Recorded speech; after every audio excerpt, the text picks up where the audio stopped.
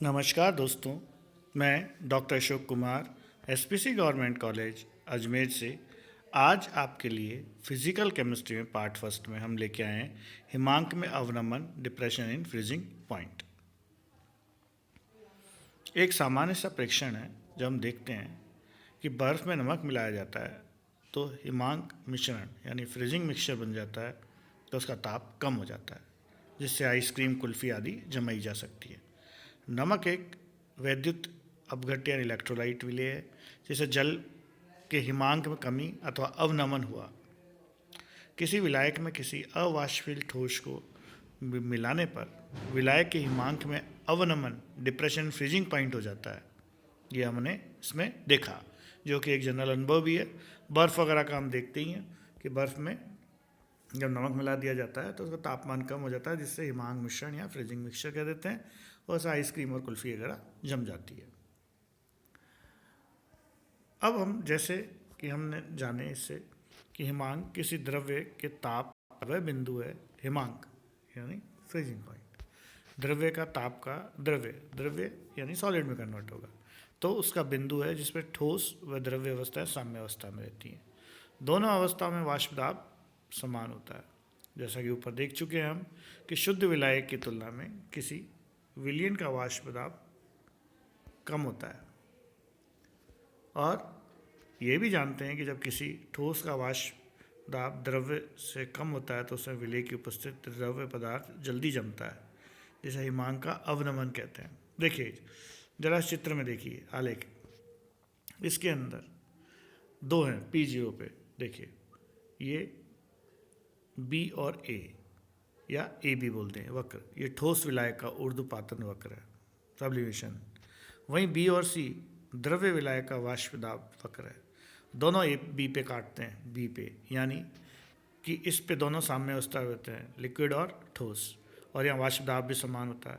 इस पॉइंट को हम T0 कह देते हैं, यानी freezing point of liquid solvent. जो भी हमको दिया गया इसका प्रेशर P0 है।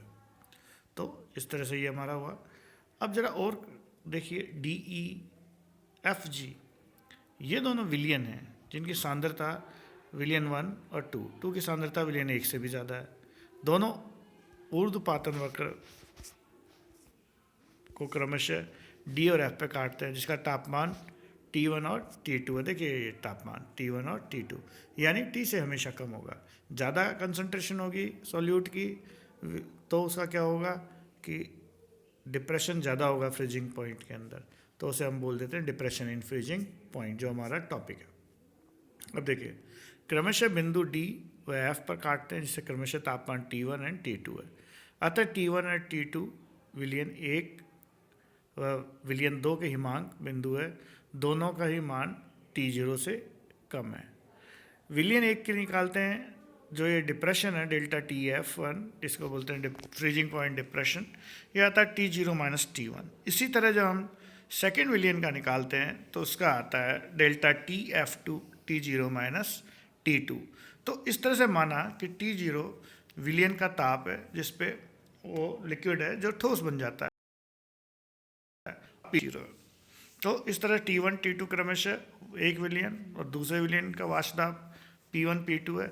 तो यदि विलियन तनु हो तो ठोस विलायक के ऊर्ध्वपातन वक्र F से B तक एक सीधी रेखा होगी। अतः त्रिभुज होगा इसमें BHD और BIF समरूप होंगे, तो DH upon FI BH upon BI। इस तरह से हम देखते हैं इनका डिफरेंस देखते हैं। DH यानी T0 minus T1 delta TF1 delta TF2, pressure delta P1 P0 minus P1 P0 minus P2 BI और BH से निकल जाएगा। तो इक्वेट करते हैं डेल्टा TF1 डेल्टा TF2 बराबर डेल्टा P1 डेल्टा P2, और 1 और 2 हिमांक अवनमन है विलियन का, दूसरे का हिमांक अवनमन P0 उसका वाष्प दाब अवनमन है, और वाष्प दाब अवनमन 2। तो इस तरह से जब इक्वेट करते हैं तो हमें इक्वेशन आई डेल्टा TF1 बराबर डेल्टा P1 डेल्टा TF2 बराबर डेल्टा P2। तो दाहिने हाथ वाले व्यंजक को अंश व हर दोनों को P0 में भाग देते हैं, तो delta TF proportional to delta P divided by P0। तो इस तरह से हिमांक का अवनमन वाष्प दाब से अपेक्षित अवनमन के समानुपाती है। Delta P upon P zero बराबर N upon N plus delta N. या एन बहुत ही ज़्यादा होता है तो हम एन को हटा सकते हैं विलय के मोल को, तो एन अपॉन एन आ जाता है हमारा। एन छोटे वाला एन जो बहुत ही कम होता है, तो delta P upon delta P zero W1 upon M1 solute का है, M0 अपॉन W सॉल्वेंट का है। तो जब इसको डेल्टा पी जीरो ये प्रोपोर्शनल डेल्टा टी एफ, तो उसको टी एफ के इक्वेट लिख सकते हैं। प्रोपोर्शनल आए तो ए कांस्टेंट आ जाएगा। जो हमारा एक समीकरण आता है डेल्टा टी एफ के F upon W1 upon M1 upon W0, ये तो इस तरह से इसे बोलते हैं डिप्रेशन फ्रीजिंग पॉइंट। अब इसमें ये आता है कि एक क्रायोस्पिक कांस्टेंट ये विलय की प्रकृति पर निर्भर करता है। मान लीजिए डेल्टा 1 अपॉन M1 विलय सॉल्यूट है जो 1 ग्राम है और विलायक 1 ग्राम में घोला जाता है, तो डेल्टा टी एफ इक्वल्स के एफ। तो हम कह सकते हैं यदि किसी विलायक के 1 ग्राम में विलय के 1 मोल को घोला जाए तो बने हुए विलयन का हिमांक अवनमन स्थिरांक कहा जाएगा, डिप्रेशन कांस्टेंट, या फिर इसे क्रायोस्पिक कांस्टेंट। डेल्टा टी एफ बराबर के F W1 upon M1 into W0 into 1000। तो इस प्रकार से हमने निकाला। इससे और भी जो ऊष्मा गति के सिद्धांत पे हम कह सकते हैं के एफ बराबर RT0 square upon 1000 delta H F. R gas constant है, यहाँ T0 शुद्ध विलायक का हिमांक है, डेल्टा एच एफ प्रति ग्राम विलायक के गलन की गुप्त ऊष्मा